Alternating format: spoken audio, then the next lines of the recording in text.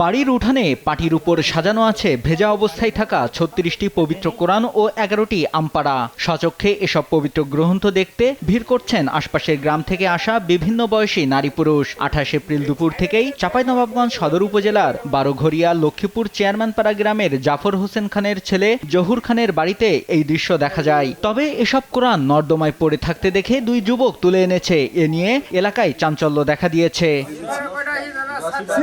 প্রত্যক্ষদর্শীরা জানান, নর্দমায় একটি কাপড়, প্লাস্টিক ও টিস্যু ব্যাগ ভেসে থাকতে দেখে দুই যুবক। পরে একটি ব্যাগ তুলে দেখে এর মধ্যে পবিত্র কোরআন রয়েছে। পরবর্তীতে ১৪ থেকে ১৫টি ব্যাগ উপরে তুলে তা থেকে মোট ৩৭টি কোরআন ও ১৩টি আমপারা উদ্ধার করা হয়। এরপর সেগুলো টিউবওয়েলের পানিতে ধুয়ে শুকানোর জন্য রাখা হয় জহুর খানের বাড়ির উঠোনে। এসব গ্রন্থের মোড়ক ও অক্ষর স্পষ্ট, এমনকি কয়েকটি আমপারা নতুন। আমরা দুই বন্ধু যাচ্ছিলাম গল্প করতে করতে হাঁটতে হাঁটতে, তো দেখি অনেকগুলো ব্যাগ পড়ে আছে। আমরা তো প্রতিদিনই যাই, দেখি হঠাৎ করে ব্যাগ দেখতে পাচ্ছি। কি আছে ব্যাগের ভিতরে, তো ভাবার বিষয়।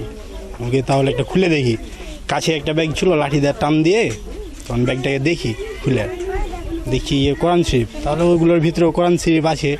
আমার মনে হয় যে এটা কোনো বিবেকমান ব্যক্তি এ কামটা করে নাই। পবিত্র কোরআন শরীফ, এতগুলো কোরআন শরীফ এইভাবে একত্রে একটা পানির ঝুলিতে ফেলে রাখা, এটা কাউরি পক্ষে এটা সম্ভব নয়। আমরা গিয়ে দেখি যে অনেকগুলো ব্যাগ পড়ে আছে, প্রায় ৮টা থেকে 10টা ব্যাগ, এবং সবগুলোর মধ্যেই কোরআন শরীফ ছিল। কোরআনের স্পষ্ট অক্ষরগুলো বোঝা যায় সুন্দরভাবে।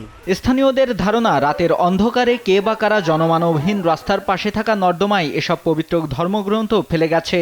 যে ফেলেছে এটা ঠিক করেনি, এটা হয়তো সুরক্ষিত জায়গাতে ফেলতে হতো বা কবরস্থানে পবিত্র জায়গাতে পুঁতে রাখতে হতো।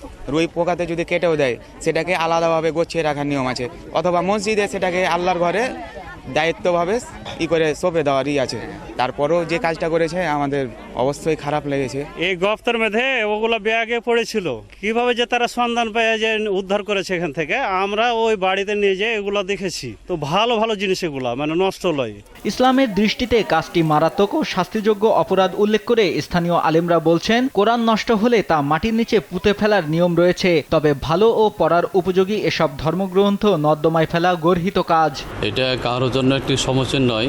যারাই বা যে করেছে, খুব একটা ইসলাম বা কোরআনকে একটা লাঞ্ছনা করার জন্য, হেয় করার জন্য আর কি। তো এটা খুব দুঃখজনক। এটা কাজটা যারা করেছে এদেরকে অবশ্যই আল্লাহ পাক হেদায়েত দান করুক, দোয়া করি, বদদোয়া করি না, হেদায়েত দান করুক সেটাই দোয়া করি। এটি কোরআন যদি পুরাতনও হয়ে যায়, হেফাজত করবে কীভাবে? নিয়ম হচ্ছে ভালো একটা জায়গা, একটা মাটিতে গর্ত করে, সে গর্তে যেমন আমরা লাশকে দাফন করি, পাঠাতন প্রয়োজন নাই, তো ওই গর্তের মধ্যে কোরআনটাকে রেখে দিয়ে কিছু পানি ছিটিয়ে দিলাম আর কি, মাটি চাপা দিয়ে দিলাম যাতে দ্রুত মাটির সাথে মিশে যায়। এভাবে কোরআনকে হেফাজত করতে বলা হয়েছে। উদ্ধারের পর এক ব্যক্তির চাহিদার প্রেক্ষিতে একটি কোরআন ও 2টি আমপারা দেওয়ার পর সেখানে 36টি কোরআন ও 11টি আমপারা রয়েছে। নিউজ ডেস্ক, দেশ টিভি।